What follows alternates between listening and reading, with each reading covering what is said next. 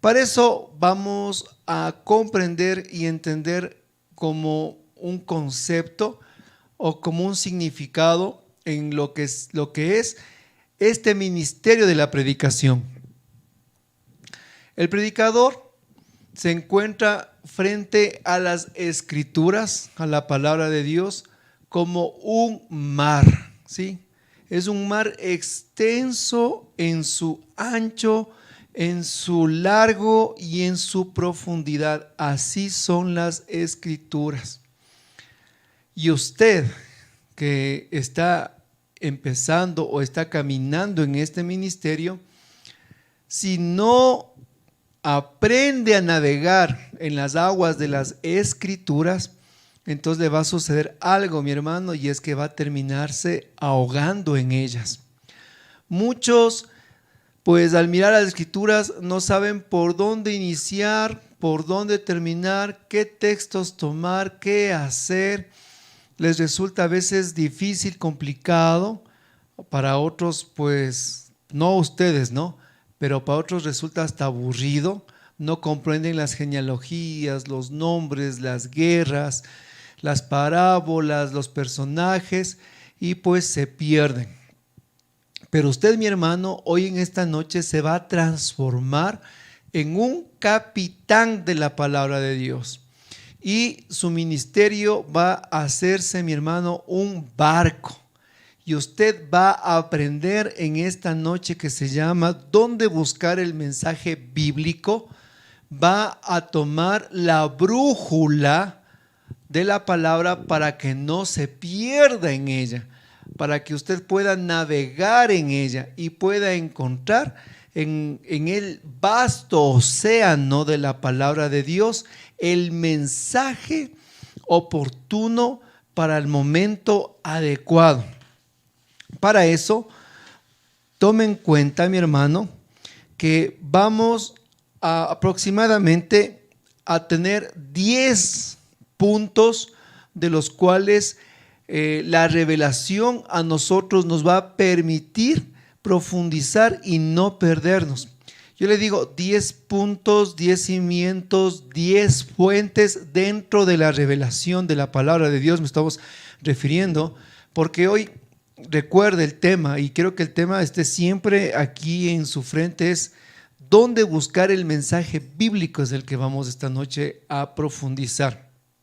Entonces, esto nos va a permitir, como un buen navegante, recuerde que hace el buen navegante. El buen navegante tiene los mapas para guiarse, tiene la brújula, tiene las estrellas, tiene el sol, tiene la luna, ¿verdad? Tiene sus recuerdos de por dónde tiene que navegar, sabe el viento del sur, el viento del norte, sabe tal vez al tocar las aguas si están frías o calientes hacia dónde se está dirigiendo.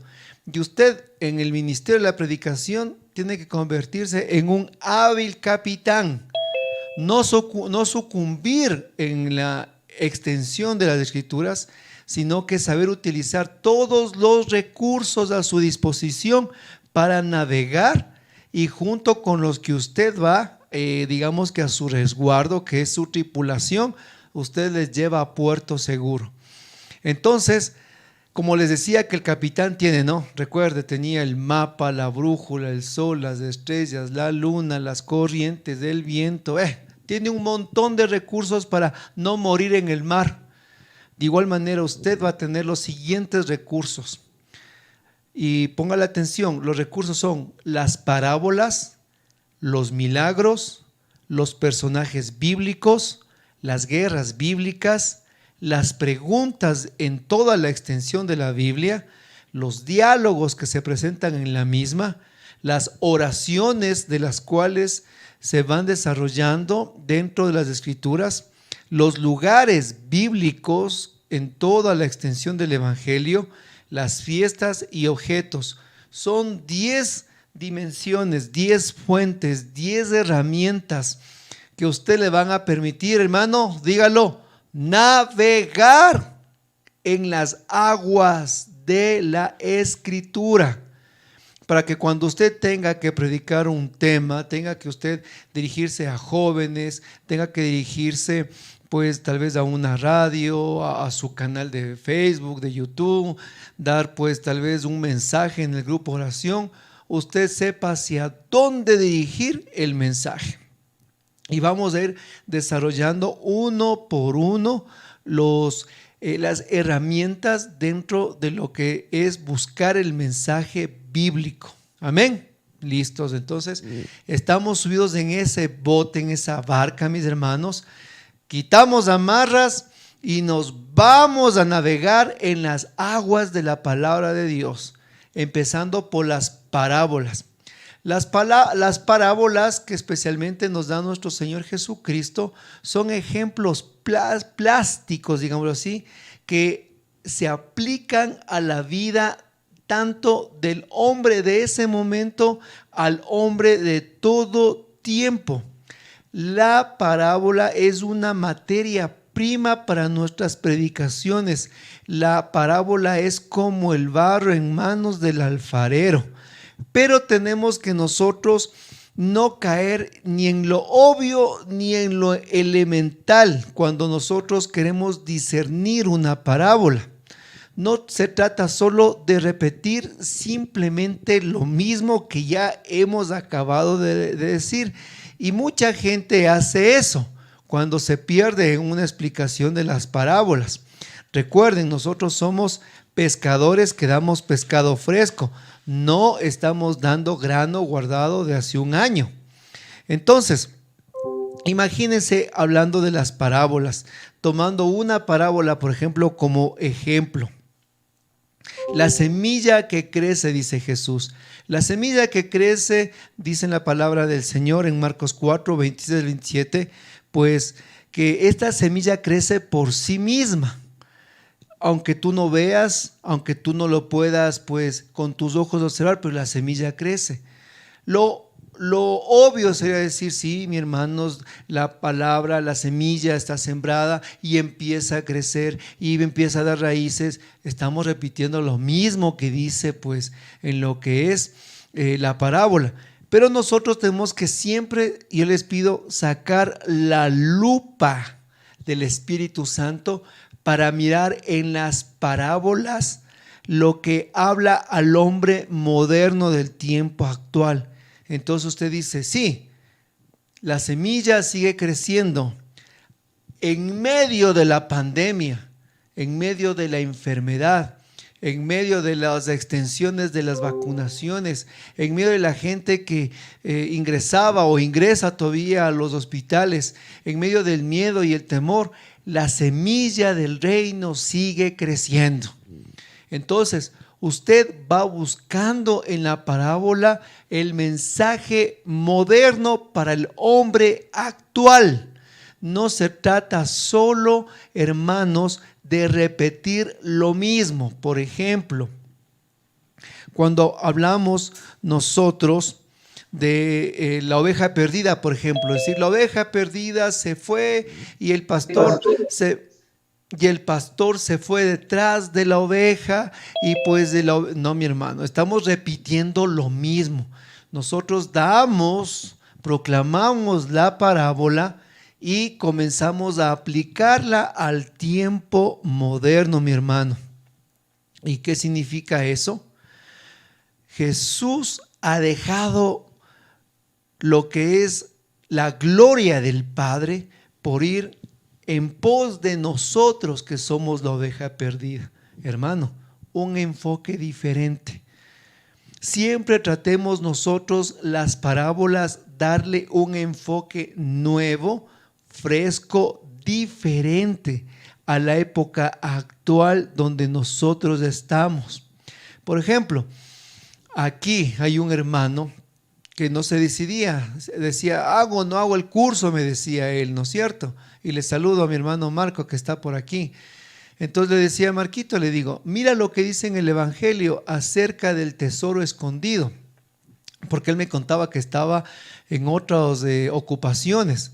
Entonces le digo, mira lo que dice la palabra, el tesoro escondido, que encontró un hombre en un campo este tesoro, vendió todo lo que tenía para ir a aquel campo. Entonces le digo, mi hermano, esto es un tesoro, este seminario es un tesoro. vende todo lo que tienes y ven en busca de este tesoro. ¿Se da cuenta? La parábola usted la aplica a todos los momentos, circunstancias de la vida. Es aplicable a todo. Y usted tiene que darle siempre una frescura. Y eso pues nos da la gracia al Espíritu Santo.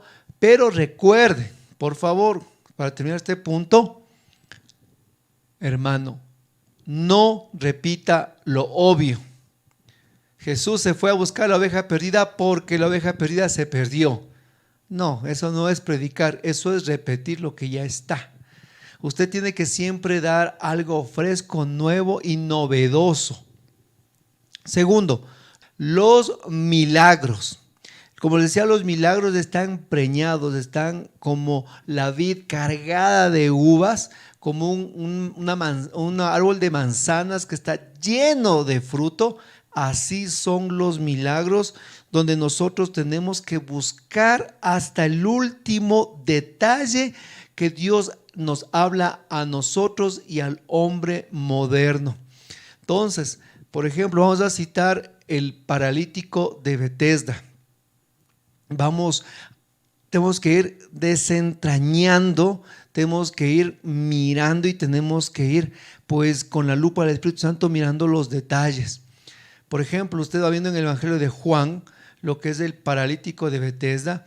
Usted mira que esta piscina era una piscina pues en el que se movían las aguas, y este sitio era un lugar pues donde estaba repleto de paralíticos, de enfermos y toda clase de personas con pues problemas físicos. Pero vamos mirando no solo lo obvio del Evangelio, sino vamos introduciéndonos más aún. Entonces usted utiliza otras fuentes, por ejemplo, como la antropológica. Usted mira los mapas y dice, wow, a ver, la piscina de Betesda estaba al noroccidente de Jerusalén, alejado del templo. Y dice usted, a ver, o sea, la piscina no estaba dentro del templo. La primera cuestionante que usted se hace. Segundo, ¿qué era esta piscina? Usted sigue estudiando. Y usted se da cuenta que la piscina no era piscina, sino que se llamaba era un estanque. Y más aún, el nombre no era piscina de Betesda, sino era el estanque de Esculapio. Usted sigue investigando y dice, ¿Esculapio quién fue? Esculapio es el dios antiguo de la salud. ¿Y por qué entonces se llama Betesda? Usted sigue investigando y dice, lo que pasa es que los judíos le cambiaron el nombre de Betesda, que se llama Casa de la Misericordia, porque se escandalizaban que en un lugar que sea con el nombre de un dios pagano, la gente se sane. Entonces usted ya empieza a predicar a la gente. Se da cuenta, usted empieza a mirar en los milagros toda una riqueza para el pueblo de Dios. Usted sigue un poquito investigando y dice, no ha sido piscina, ha sido estanque. Y usted ve, mira, encuentra geográficamente que este estanque se alimentaba de aguas fluviales dentro de Jerusalén, porque allá no hay manantiales como es aquí, sino que se alimentaba del agua que pues caía de las lluvias, que se hacían reservorios debajo de tierra. Entonces usted dice, a ver, vamos viendo los detalles, ¿no? No era piscina, era un estanque de aguas fluviales, lejos del templo, piscina de Esculapio. Y más aún sigue mirando, dice que estaba cerca la puerta de las ovejas. Y dice, puerta de las ovejas, a ver, sigue investigando y dice, y usted investiga y ve que por ahí entraban las ovejas que pues llevaban a lavar en ese estanque para después llevarles limpias al templo para venderles para los sacrificios. Y usted sigue atando cabos y usted, hermano, tiene solo en esas pequeñas cosas que usted investiga, que usted ve, que usted lee, lista la primera parte de la predicación y dice, hermanos, aquí miramos en este lugar llamada Casa de la Misericordia, todo menos misericordia, porque la gente que iba a este sitio buscaba una sanidad física lejos del templo de Jerusalén. El templo estaba pues en la mitad de lo que es la ciudad santa, pero Betesda estaba al noroccidente, lejos de la casa de Dios. ¿Qué significa eso? Que a veces nosotros buscamos lejos de Dios la sanidad, el arreglo de los problemas, las situaciones, buscamos lejos de la casa de Dios lo que es pues una sanidad rápida. Y usted sigue discerniendo. ¿Se acuerda? Decía, ya no es una piscina, es un estanque. Entonces usted sigue discerniendo. Pues hemos dejado la fuente de agua viva por ir a aguas estancadas, por aguas fluviales, por aguas sucias que utilizaban para lavar a las ovejas más aún.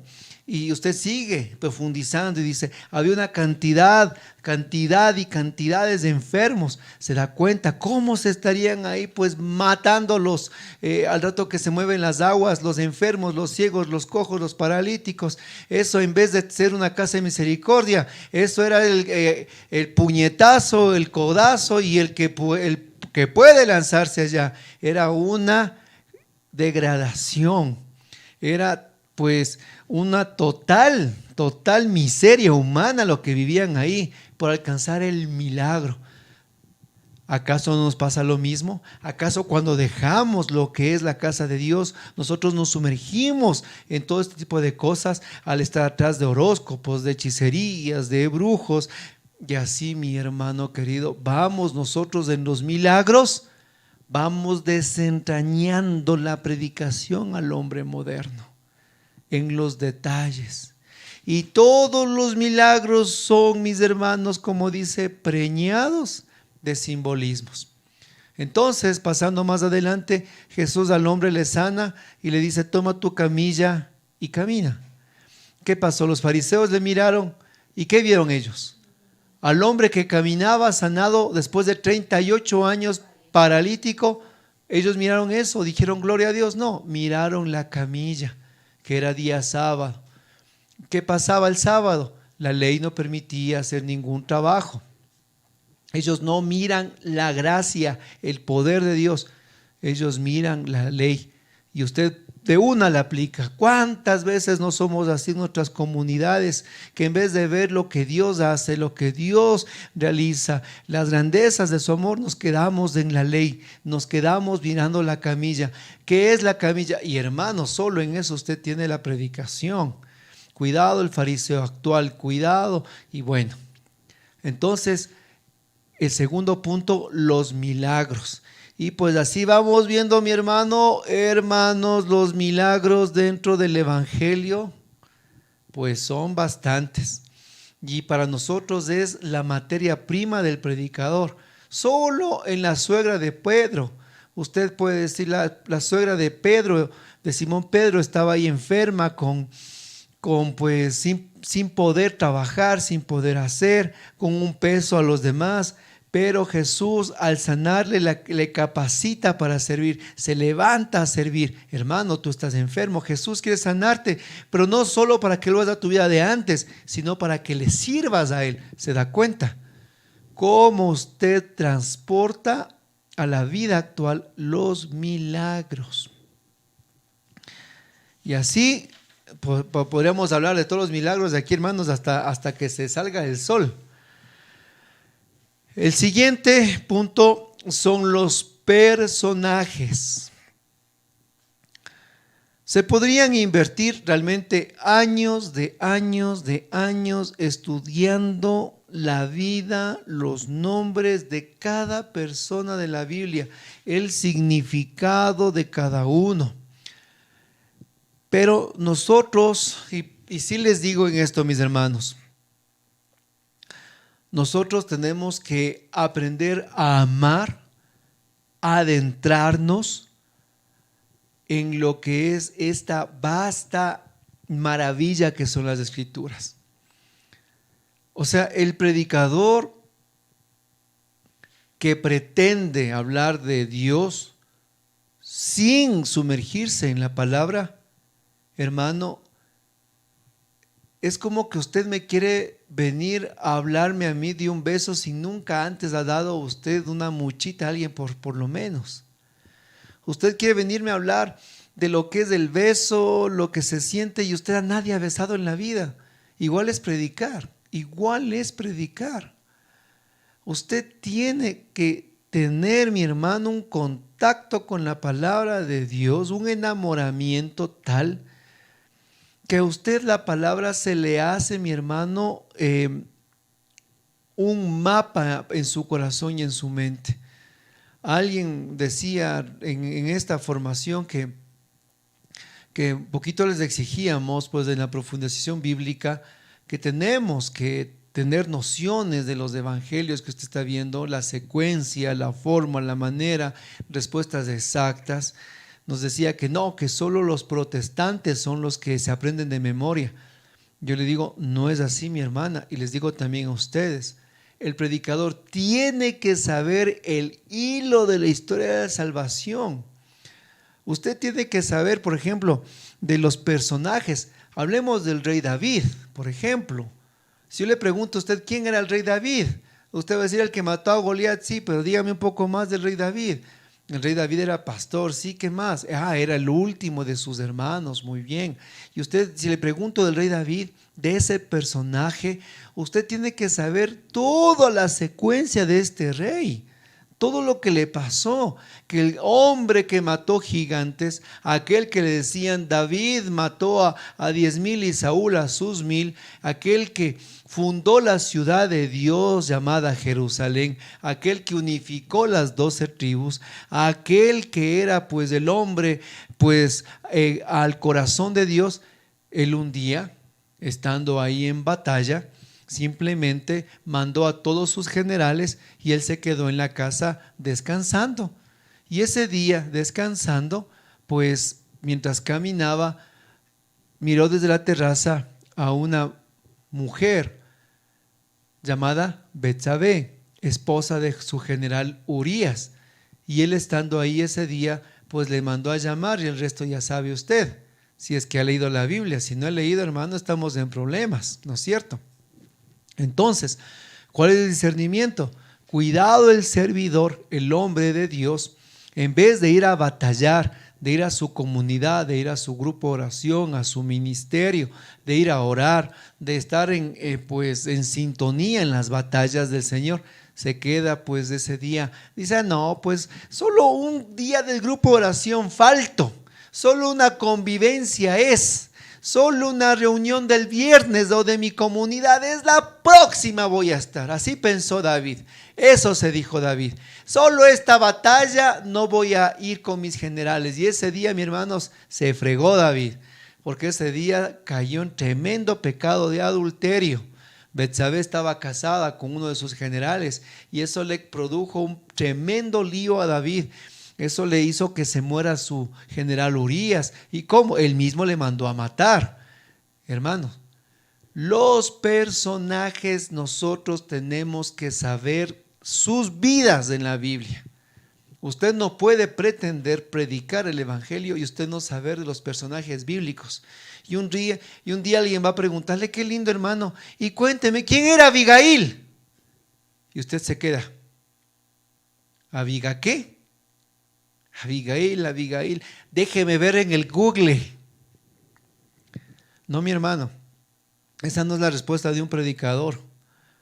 Y por ahí usted le va a decir, cuénteme hermanito, ¿quién era Zorobabel? Chuta, y usted se queda así agarrado a la mano. ¿Zoro qué? Y más por ahí van y le preguntan, oiga mi hermano, ¿quién era Habacuc? Y usted le sigue rascándose la cabeza. No, mi hermano, usted tiene que saber, usted tiene que profundizarse en la palabra de Dios, usted tiene que leer la Biblia. Y si antes no lo hacía, hermano, usted se metió aquí, a esta capacitación, a esta formación.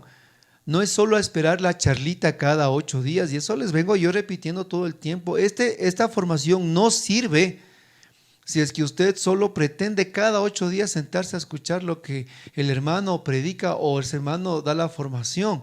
Por eso es que se les dijo que tiene 5 pilares de este ministerio. Todos los días la Eucaristía, y es posible todos los días del Rosario. La profundización bíblica, mi hermano. Volvernos a sumergir en el texto en el cual estamos estudiando. Volver a mirar el video, ¿se da cuenta? y los deberes y tareas. Son 5 pilares que si no cumplimos los 5 pilares, mi hermano, y estos 5 pilares tienen que ser los pilares no solo por la formación, sino de aquí al resto de nuestro camino y ministerio. Recuerden el concepto del predicador. El buen predicador es aquel que siempre tiene algo que decir. El mal predicador es el que tiene que decir algo. Porque cuando usted se sumerge en las escrituras, todo le habla de Dios. Todo, mi hermano. A cada instante, a cada paso. Y usted está en alguna situación, esto le pasó al rey David, esto le pasó a Eliseo, esto le pasó a Abraham, hermano, porque la palabra de Dios nos habla a cada momento y en cada instante de nuestras vidas. Y así vamos nosotros hilando lo que son las predicaciones. Vamos nosotros mirando en este búnker de personajes bíblicos. Amén. Hasta ahí estamos bien. ¿Sí? El siguiente son las guerras y las batallas. Ahora, usted va a decir las guerras y las batallas. Sí, las guerras y las batallas que nos presenta especialmente el Antiguo Testamento, muchas pueden quedar en un papel mirando solo desde arriba, muy cruel y sangriento. Pero nosotros tenemos que mirar nuevamente con la lupa del Espíritu el simbolismo de la lucha diaria del creyente. Escúchenlo. Mirando con la lupa del Espíritu Santo las batallas bíblicas, nosotros miramos, mis hermanos, las batallas del día a día del pueblo de Dios. Entonces usted lee en Segunda de Crónicas, capítulo 20, versículo 20 del rey Josafat. Dice que venían 3 naciones a hacerles la guerra. 3 imperios venían a aniquilar al pueblo de Dios, a Jerusalén. ¿Qué hizo Josafat? Oró, puso a los hombres, mujeres y niños frente a ellos, oraron, clamaron. Dios les respondió y al otro día fueron con los cantores y el ejército a combatir. Dice la palabra que cuando los cantores empezaron a decir, alaben al Señor porque es eterno su amor, ellos que estaban con ropas consagradas, dice que los enemigos y adversarios se confundieron y se comenzaron a matar entre ellos. Usted puede decir, ¿y eso? Esa batalla, esa guerra es para el hombre actual. Y usted predica y dice, sí, mis hermanos, vinieron 3 enemigos contra el pueblo de Dios. ¿Y qué nos dice el catecismo de la iglesia? Ahí viene la fuente del magisterio. Nos dice el catecismo que los 3 enemigos del hombre son mundo, demonio y carne. De igual manera, esos 3 enemigos venían a aniquilar al pueblo de Dios, porque Jerusalén no es solo esa ciudad, eres tú, Jerusalén. Tú eres el lugar donde Dios habita, tú eres el templo de Dios. Pero ¿cuál es la actitud de Josafat? Josafat clamó, oró, mi hermano. Para vencer los enemigos tenemos que volver nuestros ojos a Dios como lo hizo Josafat. Y al siguiente día que cantaron y alabaron a Dios con las alabanzas y aclamaciones, los enemigos se confundieron. Así es, por eso nosotros alabamos de nuestra comunidad, porque en el momento de la aclamación los enemigos se confunden y se destruyen y nosotros cantaremos victoria. Hermanos, ¿se da cuenta? ¿Cómo miramos nosotros en las batallas? Miramos también cómo las batallas son para el hombre actual su propia batalla. Su propia batalla. La batalla de David y Goliat, por ejemplo. Enfrentar a tu gigante. ¿Cuántos gigantes tienes? ¿Cuál es tu gigante el que tienes que derrotar? Y usted va predicando, mi hermano. Mirando en todas las batallas cuando estaban camino a la tierra prometida. Y Moisés se subió a la montaña a interceder. Y en ese momento dice que cuando Moisés levantaba las manos, el pueblo de Dios ganaba. Pero cuando Moisés bajaba las manos, los enemigos le ganaban al pueblo de Dios. ¿Qué vinieron? 2 ancianos y le tomaron de la mano a Moisés para que las manos de Moisés no bajen. Entonces, ¿usted qué tiene que decir? ¿Qué tiene que predicar, mi hermano? ¿Repetir lo mismo? No. Usted tiene que decir, así como imagen de Moisés, cuando estaban batallando y levantaban las manos, posiblemente los intercesores, cuando usted levanta las manos, alaba al Señor, el pueblo de Dios vence. Ese es el papel del intercesor, como Moisés. Tenemos que ponernos en oración, pero Moisés no estaba solo. Trajo a los demás ancianos para que le ayuden, porque nosotros no podemos ser pues llaneros solitarios o estar solos pues en la intercesión. Vean, y así usted va predicando en las batallas y va hablando el mensaje bíblico. La palabra de Dios es muy rica, muy extensa y muy maravillosa. Pero nosotros tenemos que saber transportarla al hombre moderno actual, a la realidad la cual está viviendo nuestra comunidad, la realidad que está viviendo el pueblo de Dios y la realidad que estamos viviendo nosotros mismos. Amén. Y seguimos y continuamos con la siguiente. Las preguntas. En la Biblia está plasmada de muchas preguntas por todos lados. Y las preguntas para nosotros, hermanos, realmente son pepitas de oro en las que tenemos que aprender a discernirlas. Ahora, sobre las preguntas bíblicas, yo les invito que primerito nosotros ahí tenemos que hacer un pause. Por ejemplo, cuando Jesús le preguntó a Pedro, ¿me amas? ¿Qué le respondió Pedro? ¿Tú sabes qué? Te quiero. Entonces, ante la pregunta de Jesús, usted tiene que, mi hermano, interiorizarse a usted primero la pregunta del maestro y usted responder. Entonces, usted mira y dice Jesús, ¿y ustedes también quieren abandonarme? Entonces usted se pregunta, Señor, usted, no don Juanito, no doña Chencha, no la Charito, no el Marcelito, yo. Señor, yo cuántas veces he querido dejarte, yo cuántas veces quiero marcharme, al mirar antitestimonios, al mirar que nos han cerrado las puertas. Cuántas veces me he querido retirar porque mi vida diaria a veces del evangelio no calza en medio de mis problemas. Y mientras usted responde la pregunta de Jesús, usted, mi hermano, está alistando su predicación. Aquí no se trata de ser, como les digo, los loritos espirituales, ¿sí? Aquí los loritos espirituales sobran. Y pues yo le pido que, hermanos, se ponga a anotar, se ponga a escribir, porque algunos están durmiendo y ya me quieren comer también, ¿no es cierto? Lo bueno es que aquí tengo una pantalla y les veo a toditos. Entonces, virtualmente parece que ya me van a comer realmente, ¿no? Algunos. Y algunos hermanos les veo también que todos me dicen sí, así están. Sí. Hijo, es impresionante, ¿no es cierto? Todo me dicen sí. Aquí tengo los que son. Y un hermano una vez me decía, hermano Rubén, venga a predicarme a la casa. Digo, ¿por qué, hermanito? Es que usted cuando da la predicación me hace dormir, dice. Entonces yo sufro de insomnio, dice. Entonces ya malito, venga por favor, para que me quede en la casa bien dormido.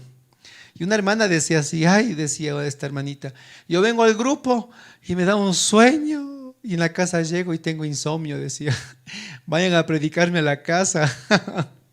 Entonces, por favor, recuerden, las preguntas tienen que ser respondidas primero por mi persona, las preguntas. Si Jesús hace una pregunta, ¿ustedes quién dicen que soy yo? Entonces usted responde en base al evangelio. Unos dicen que eres Elías, otros que eres el profeta, otro que eres Juan. Ahora, ¿quién digo que soy yo? Jesús extraterrestre, Jesús guerrillero, un Jesús metafísico, paranormal, como Buda. Entonces yo me empiezo a preguntarme yo, a responder yo. Y entonces empiezo yo con esas respuestas después al pueblo de Dios dar las respuestas. No, mi hermano, decimos otros. ¿Quién dice que era Jesús? ¿Era un guerrillero? ¿Era tal vez alguien que activó el 100% de su cerebro? ¿Era un extraterrestre? No, por eso dice Pedro, eres el Hijo de Dios. Eres el Cristo, el ungido. ¿Por qué llegó Pedro a esa conclusión? Entonces, usted hace que las preguntas sean para usted, responde usted, y de esa manera el pueblo de Dios a usted le lleva ya, mi hermano, lo que es la respuesta. ¿Se da cuenta cómo se va desenvolviendo las preguntas? Y en eso también le pido, mi hermano, que dentro de lo que nosotros vamos llevando digamos que nuestras profundizaciones bíblicas normales, usted tiene que ser preguntón. Y mientras usted lee la Biblia, usted tiene que ser curioso. Aquí el predicador tiene que ser bien curioso. Si usted no es curioso, mi hermano, usted no sirve de predicador. De una vez le digo, tal vez servirá para otro ministerio, pero no para la predicación. El predicador es bien curioso, porque empieza a leer un texto y dice, por ejemplo, el del granito de mostaza, y dice, ¿y cómo es el granito de mostaza? Y usted se pone a investigar, ¿y cómo es el árbol? ¿Y cómo se cosecha? ¿Y cómo se siembra? ¿Y en qué lugares se da? Hermano, y usted cada vez que empieza a investigar y a hacerse preguntas también sobre el texto bíblico, usted amplía su visión para la predicación. Si usted no es curioso, entonces usted, mi hermano, corre el riesgo de ser un predicador miope. Los predicadores que no son curiosos son predicadores miopes, porque solo hablan hasta donde les da la nariz, hasta ahí, porque no les da más la vista. Pero aquel que es curioso, mi hermano, tiene una visión más amplia, más grande, más perfecta, más allá de lo evidente, más allá de lo obvio. Porque como les decía, muchos predicadores solo lo que hacen es repetir lo que dice el texto. Verá, fíjese.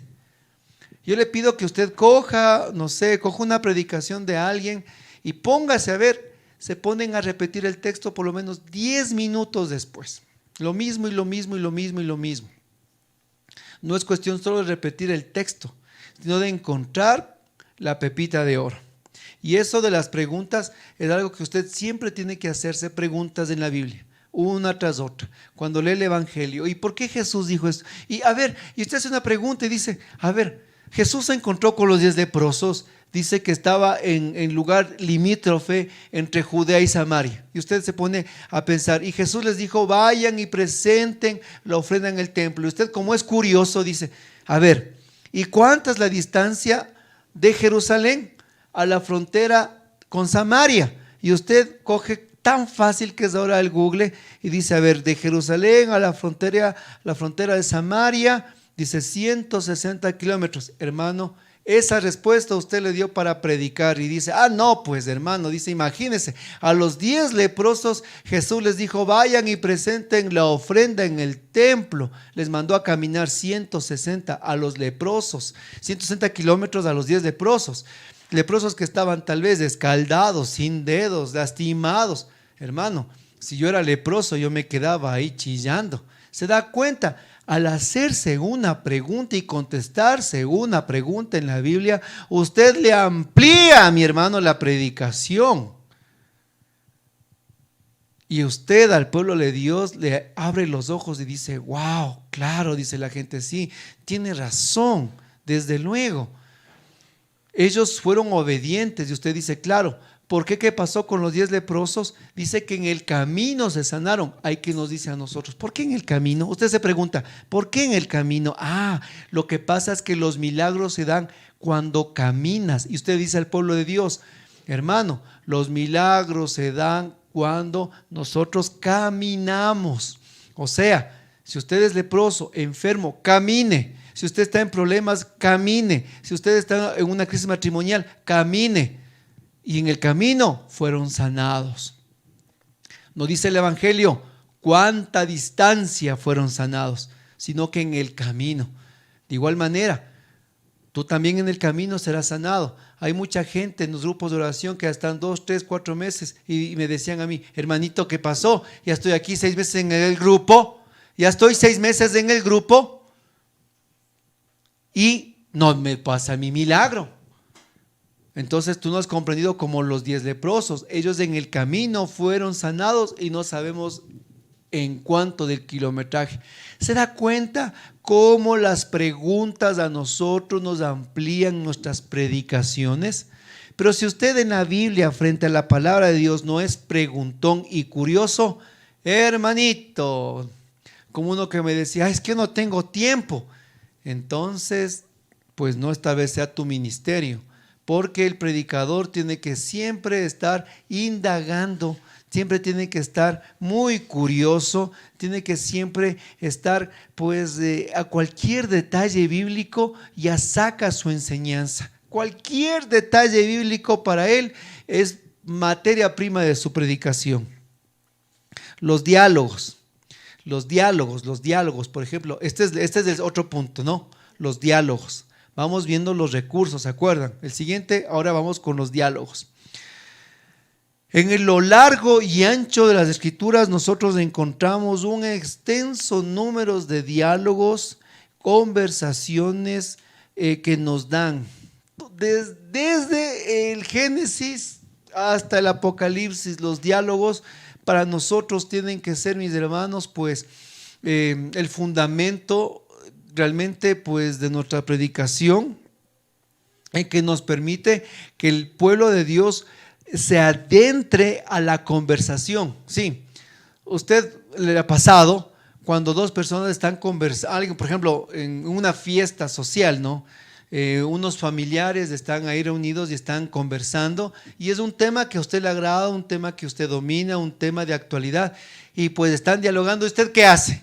¿Qué hace? Especialmente las mujeres, ¿qué hacen? ¿No es cierto? Se mete en la conversación, ¿sí o no? ¿Cierto, Vicky? Te metes en la conversación, entras a la conversación, ¿te da ganas de conversar con los que están ahí o no?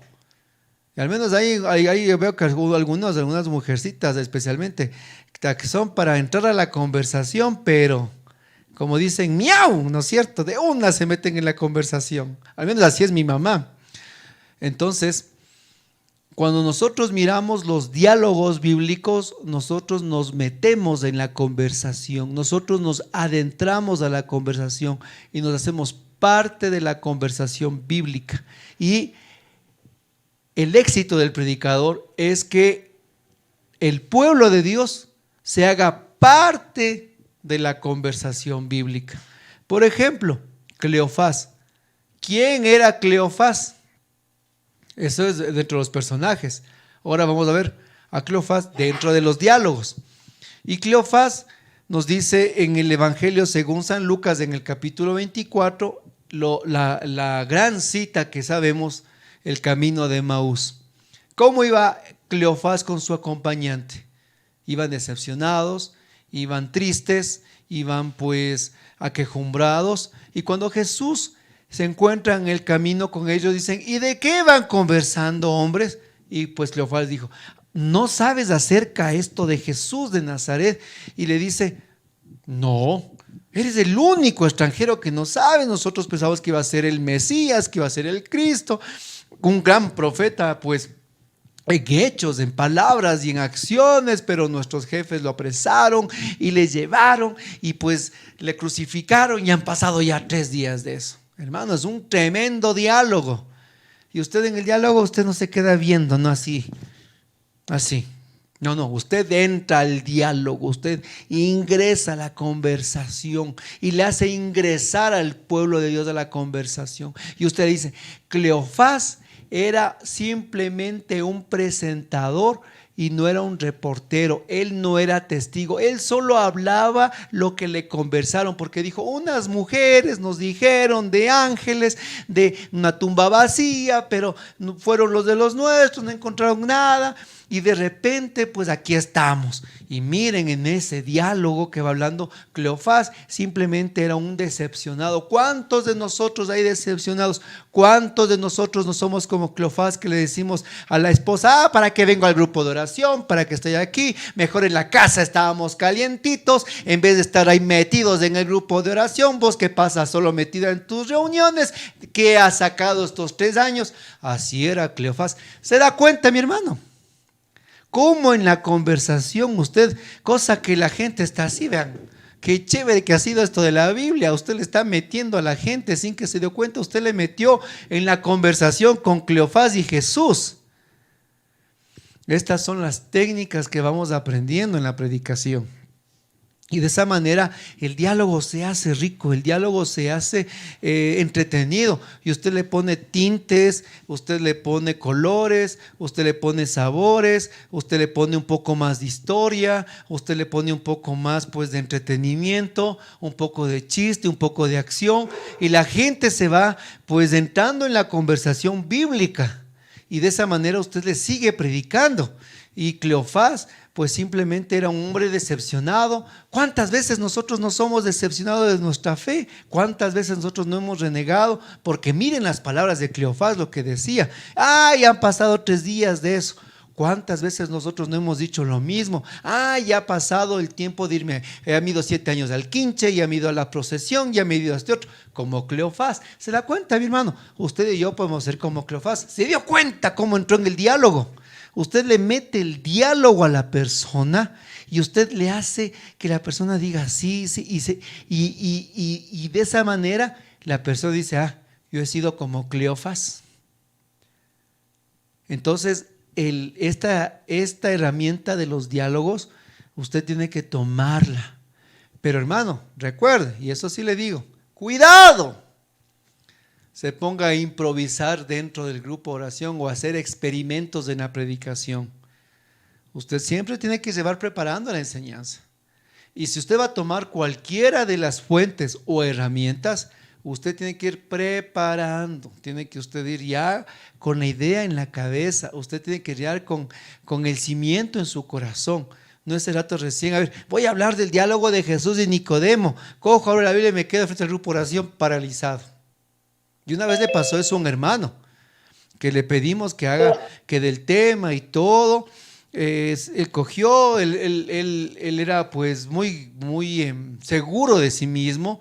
Era una persona que él se sentía segurísimo, él era pues es un hombre empresario, un hombre de relaciones que ha viajado, y pues un día se le encargó el tema, cogió, se paró, abrió la Biblia y se quedó así. ¡Pum! Se le puso la mente en blanco. ¿Por qué? Porque creemos que llegar al grupo de oración es simplemente a lo que me salga ese rato. Y ahí sí, mi hermano, cuidado, que no es así. Más vale que Dios bendiga algo bien preparado, algo improvisado. Recuerden una de las citas claves que les di: Dios es un Dios de orden y que le gusta el orden. Y nosotros tenemos que ser ordenados de nuestras predicaciones. Los que están conmigo en la profundidad bíblica, al principio les costó porque querían mandar mensajes de audio. Otros dije, ratito, les dije, espérense. Vamos a escribir, les dije las respuestas. Porque cuando usted escribe, usted organiza en la escritura lo que va a poner. Usted cuando escribe, usted pone un inicio, un desarrollo, usted organiza las palabras y envía. Haga la prueba. Cuando usted manda un mensaje de texto por voz, usted habla a 1000 kilómetros por hora. Pero cuando usted escribe, tiene que pensar bien lo que escribe y revisar lo que escribe. El predicador no solo se para con el micrófono a estar bla, bla, bla, bla, bla, sino que tiene que sentarse a escribir su tema. Tiene que ir punto por punto, tiene que ir desarrollando, tiene que ir anotando, tiene que ir, pues no le digo, hermano, que haga otra Biblia, sino que usted vaya, como le dije, como el cartógrafo o como ese capitán que va viendo las cartas de navegación. Así es su predicación. ¿Ya? Entonces, los diálogos. La siguiente, las oraciones. El hombre necesita entrar a esta rica experiencia de la oración bíblica, hermano. Y en la oración bíblica está su propia oración. Y cuando nosotros tomamos las oraciones bíblicas, para poder entrar a la intimidad del corazón y del pensamiento del ser humano, entonces nos descubrimos desnudos frente a Dios. Y ese es uno de los objetivos mayores. Que la gente de nuestras enseñanzas o predicaciones no vayan solo contentos a la casa, sino vayan cuestionados y con un profundo arrepentimiento y con un deseo grande de recibir en sus vidas a Jesús. Si llegan con esos puntos y dicen, no, ese momento quieren entregar su vida a Jesús, ese momento se arrepienten de sus pecados y ese momento, mi hermano, nosotros decimos gloria a Dios, porque el Señor ha hecho la obra, ¿sí? No solo se trata de entretener. Yo les ponía, mis hermanos, la diferencia entre motivador y predicador. Nosotros no somos motivadores, somos predicadores. Que a través de la palabra el pueblo de Dios es motivado, es diferente, ¿ya?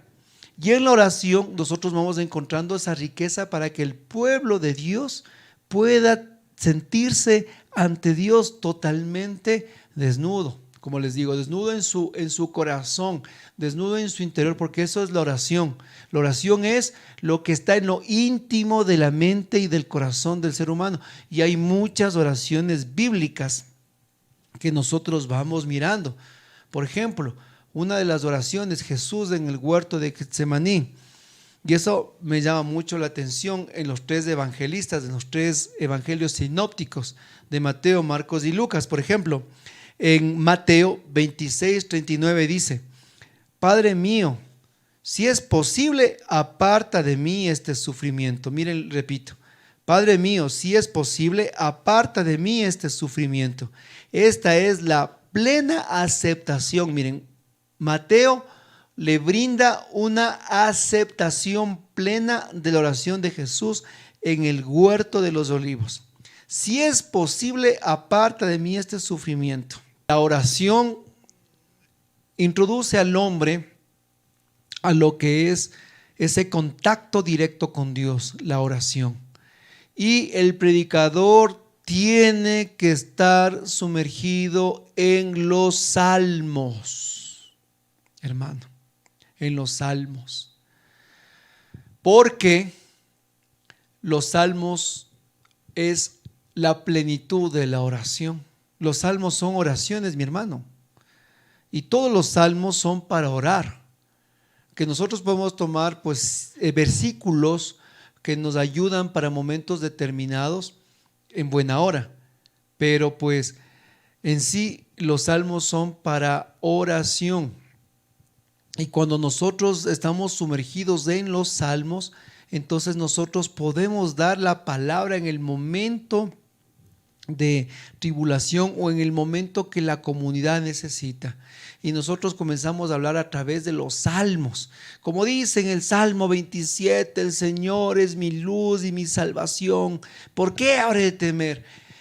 Amparo de mi vida es del Señor. Aunque un ejército venga contra mí, mi corazón no teme, y aunque estallara frente de mí una guerra, aún confiaré. Y aunque los malvados querían comer mi carne, el Señor los apartó. Y hermano, ten la confianza en el Señor, que en estos momentos que vivimos, aunque la guerra, aunque la pandemia, aunque el dolor, aunque el sufrimiento esté frente a nosotros, nuestro corazón no teme. El Señor es nuestro baluarte, nuestra fortaleza. Él es nuestro escudo de protección. Hermano, quien no predica con los salmos es un predicador incompleto. Es un predicador incompleto. Porque mientras está predicando, usted está orando. Y el Espíritu Santo, esto sí le digo a mi hermano, y por favor, póngale ahí.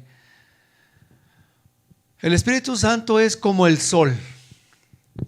¿Qué hace el sol? Da rayos de luz. Y dice que los rayos de luz van a 300,000 kilómetros por segundo y van por el cosmos del universo. Pero ¿dónde se detienen los rayos del sol? Chocan frente a la tierra e iluminan, da calor y da vida, ¿no es cierto? ¿Verdad? Pero no todos los rayos del sol chocan a la tierra, sino una parte nomás. De igual manera del Espíritu Santo, como el sol que ilumina, da calor y da luz. Recuerda, mi hermano, la luz del Espíritu Santo, como la luz del sol, choca y llega como a la tierra a tus pensamientos, aclarándolos. Pero si están los pensamientos, los recuerdos en tu mente, el Espíritu Santo te ilumina. Te ilumina. Te ilumina. Así como cuando llega el sol a la tierra, ilumina. Pero si no hay nada en tu mente, no ilumina nada. Entonces, tú tienes que ser un predicador que vive con los salmos, que vives en oración. Y mientras predicas, el Señor te ilumina la mente. Y en ese momento empiezas a hablar el Salmo 91, el Salmo 32, el Salmo 60, el Salmo 30, el que Dios te inspira en la mente.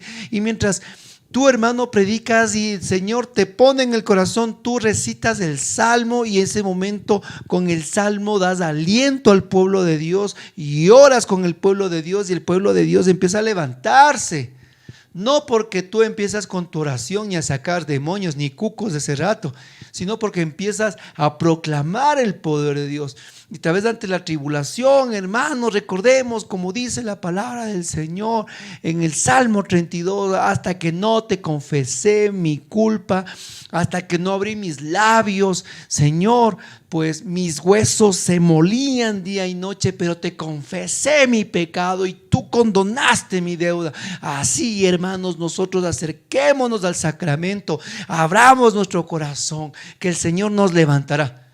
Hermanos, con los salmos, con las oraciones, y repetimos las oraciones y entendemos tantas oraciones en la Biblia, mis hermanos, tanta oración, que si usted no se profundiza en ellas, entonces usted es un predicador incompleto, sencillamente. Amén. Los lugares, ya vamos terminando. Si están cansados, no se preocupen, yo también. Los lugares. La Biblia está llena de lugares, acontecimientos y sitios, y los lugares, en los lugares dentro de la revelación tenemos que estar a la par de lo que es la fuente antropológica junto a los lugares bíblicos, y eso uniendo la fuente antropológica más los lugares bíblicos, entonces las unimos a las dos y, hermanos, es un torrente de predicación. Recuerde, los lugares bíblicos más la fuente antropológica las unimos y eso, mi hermanos, es como un cañón, ¿no es cierto? Por ejemplo, usted quiere dar un mensaje de la sinagoga y usted tiene que estudiar, tiene que ver cómo eran las sinagogas, quiénes presidían las sinagogas, por qué las sinagogas, qué es una sinagoga, quién se reunía en una sinagoga.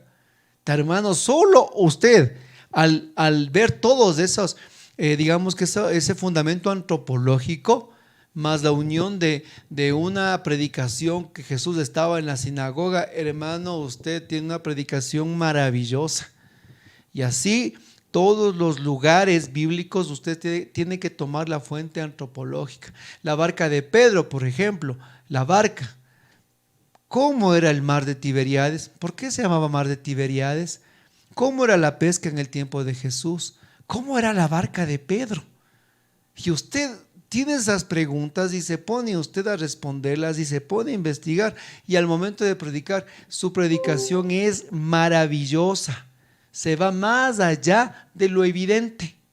Pedro se subió a la barca. No. ¿Qué era la barca? ¿No es cierto? Y así vamos, es como les dije hace un momento de la piscina de Esculapio, ¿no es cierto? De Bethesda. Yo estudié, yo miré los datos, todo, y eso da riqueza a nuestra predicación. Entonces, recuerde, como concepto, los lugares bíblicos, los sitios bíblicos y las cosas bíblicas tienen que estar unificadas junto a la fuente antropológica. ¿Sí? Usted, pocas palabras, se hace hasta arqueólogo, mi hermano. Usted dice, a ver, los viajes de Pablo. Usted tal vez no fue a Tierra Santa, pero va a coger un mapa y dice, ay, wow, o sea que Pablo se fue para acá era Corinto, acá era Roma, aquí era Éfeso, Dios mío. A ver, y usted dice, ¿cuánto caminó Pablo? ¿Cuánto era acá? Y hermano, usted empieza a fascinarse de los detalles bíblicos y eso comparte en la predicación. ¿Qué le parece? No les estoy mandando, como cuento un chistecito. Dice que una vez dos niños estaban juntos, ¿no? Y cada uno jactándose del trabajo de su papá. Y el uno dice, no, dice, mi papá todos los días se sube a un árbol y toca el sol. Cierto, dice el otro niño. ¿Y qué hace tu papá? Le dice. Fácil, dice. Mi papá le pide a tu papá que todos los días le prenda un tabaco cuando va al sol, le dice, ¿no es cierto? No les mando, hermanos, a que ustedes se vayan y se suban al sol, o como dice en el Evangelio, no, la palabra de Dios no está al otro lado del mar para que vayas a buscarla, ni arriba en los cielos para que digas dónde está en tu boca. Y lo que les estoy yo diciendo ahorita, solo mis hermanos, son herramientas que ya existen, pero que tenemos que aprender a tomarlas. Los lugares, y terminamos, creo que vamos terminando ya con la última.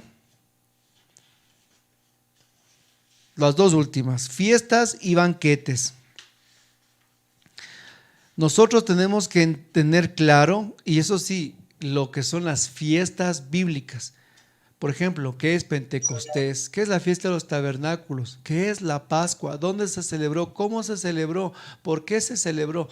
¿Por qué razón en Pentecostés se recibió el Espíritu Santo? Usted coge, ve la revelación más la fuente antropológica y dice, en Pentecostés era la fiesta de los judíos donde se celebraba que Dios dio la ley a Moisés en el Sinaí, y ese mismo día de Pentecostés Dios derrama su espíritu. ¿Qué significa eso? En el Antiguo Testamento le dio a Moisés la ley en piedra, en Pentecostés el espíritu baja a los corazones. En la predicación usted dice, claro, en esta fiesta de Pentecostés que venían todos a recibir lo que era la ley, Dios baja ahora no a escribir la ley en piedra, sino a escribir su amor en los corazones con su espíritu de amor. ¿Se da cuenta? Usted al saber las fiestas y al compararlas y al mirarlas en el testamento bíblico, usted predica. Y usted tiene que saber las fiestas, mi hermano. Y usted tiene que conocer cuáles eran las fiestas importantes de la Biblia. ¿Cómo eran los matrimonios, las fiestas judías? ¿Cómo se celebraba la Pascua? ¿Por qué la Pascua se celebra? Hermanos, y ahí está su predicación tomando cada vez más fuerza, más fundamento, más cuerpo. Y para finalizar, los objetos bíblicos. Por ejemplo, vamos a terminar. Recuerden que los objetos bíblicos para la cultura oriental eran muy simbólicos. Por ejemplo, vamos a hablar del manto de Bartimeo, del ciego de Jericó. ¿Se ha escuchado el ciego de Jericó, no es cierto? Este hombre dice que tenía un manto, entonces usted dice, voy a investigar el manto del ciego de Jericó. Dice que el manto para los ciegos de ese momento era pues, primero, su mayor posesión y pertenencia. No era solo un saquito o un chal, sino que el manto para los ciegos, para Bartimeo, era más o menos una capa de más o menos de 4x4 de pelo de camello. Entonces, esto para el Bartimeo era pues primero como que es la membresía para ser limosnero. Segundo, era su única pertenencia. Con esa capa Bartimeo, si tenía mucho frío se tapaba, si tenía mucho calor hacía como casa, y si estaba pidiendo limosna ponía en el piso que era de tierra para pedir limosna. Pero dice la palabra que cuando fue en pos de Jesús, lea, Bartimeo botó el manto. Y ahí viene su predicación. ¿Cuál es tu manto, mi hermano? Así como para Bartimeo, que era esa piel de camello tan valiosa que le cubría, que le permitía ser parte de lo que era del club de mendigos, que le cubría del sol, del frío, del calor. Pero cuando llega Jesús, bota su seguridad, bota lo que es simplemente su vida anterior. ¿Estás dispuesto para seguir a Jesús y botar el manto? ¿Se da cuenta, mi hermano? Cómo los objetos bíblicos, cuando los estudiamos, toman una fuerza y un fundamento para que nuestra predicación se enriquezca. Y de esa manera el pueblo de Dios digiere la palabra de Dios. Y usted le muestra un rostro más amplio y más grande, más maravilloso. Y que dice la gente, claro, yo tengo seguridades como Bartimeo. Mi seguridad es tal vez mi dinero, mi seguridad es esto, este otro. Y la gente dice, tengo que votar tal vez estas cosas que me atan, tengo que dejar mi vida pasada, tengo que dejar el alcoholismo, tengo que dejar la drogadicción, tengo que dejar tantas cosas, porque no puedo ir agarrado el manto a Jesús, tengo que ir libre. Y usted, hermano, predica. Vea, solo del manto puede predicar media hora. Y predicar y predicar y predicar lo que es botar el manto. Pero primero explica lo que era el manto. Amén. Amén, gloria a Dios. Si estuviera en el grupo oración les dijera, hermanita Vicky, páseme un vaso de agua, pero ni modo. Virtualmente me dará nomás un vasito de agua. Dios les bendiga. Bueno, vamos a orar este momento. Cierre los ojitos. Padre del cielo, Padre de misericordia, ayúdanos a que tengamos hambre y sed de la palabra.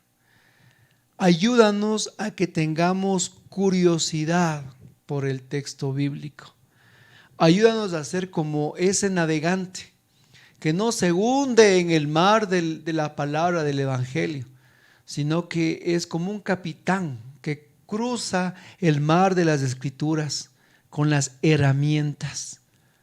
Nosotros somos esos navegadores, los predicadores somos esos navegadores, Señor, que vamos guiados con el viento de tu espíritu. Pero si vamos en el mar, en el bote y empujados con el viento y no tenemos las herramientas para navegar, también sucumbimos. Por eso, Señor, que todas estas herramientas que hemos mirado sean para nosotros brújulas, mapas, estrella, luna, sol, viento, para no perdernos en las predicaciones. Ayúdanos, Señor, que todo esto que estamos aprendiendo no solo sea para nosotros una riqueza intelectual, sino que sea para nosotros la gracia bendita de descubrir el asombro de la palabra en nuestras vidas. Bien decía Jesús que solo los niños entrarán al reino de los cielos, porque el predicador tiene que tener un asombro de niño. Tiene que abrir sus ojos ante la palabra con asombro, mirar en ella los detalles que nunca antes vio, mirar en ella curiosamente lo que va mostrándole y con asombro ir sumergiéndose en ella y de esa manera maravillándonos. Y lo que nos maravillamos y lo que nosotros nos alimentamos, eso compartimos a los demás. Danos sencillez, danos humildad, danos a cada uno de nosotros esa capacidad de morir a nosotros mismos, morir a nuestros egos personales, a nuestras vanaglorias, morir a nuestros intelectualismos para nacer al hombre nuevo, el cual quiere formarse en las manos del alfarero. Gracias, Padre, por este momento maravilloso y por permitirnos, Señor, seguir en este camino de formación. Yo te pido, te suplico en el nombre de Jesús, por mis hermanos, para que no vayan mirando en este camino obstáculos, sino que vayan maravillándose de este ministerio.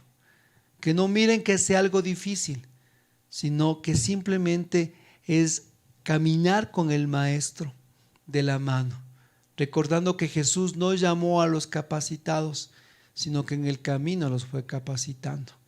Padre, te lo pedimos todo en el nombre de Jesús, en el poder del Espíritu Santo, en la intercesión de María Santísima, nuestra Madre, en la advocación de Lourdes, nuestra patrona. Amén. Amén. Gloria a Dios.